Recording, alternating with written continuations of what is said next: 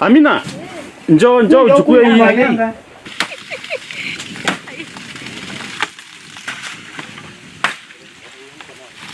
Tumeweza kunasa pombe kiasi ya lita 300 ya Muna na lita kama 10 ya chang'aa pure na distilling apparatus ama vitu vile ya kupikia hiyo chang'aa.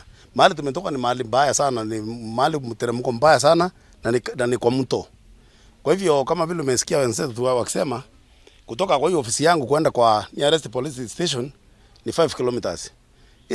Ile zingine mawa ni kama 20 kilometers. Kutoka hapa ni 20 kilometers. Kwa hiyo mimi nakuwa na shinda kubwa sana. Unaona hata sasa tumedestroy tu pombe. Hatuwezi beba kwa sababu sasa kubeba ni shinda, hata kutoka kwa hiyo mto unless uwe na watu wa kusaidia. Kitu ya pili tungeomba sana, tungetaka kama mheshimiwa, sababu hii ombi tumeomba mara mingi na hata umesikia hata wengine wale wamesema tungetaka tusaidiwe sana na hiyo kitu inaitwa police post. Hii area ndio ipata police post tangu koloni.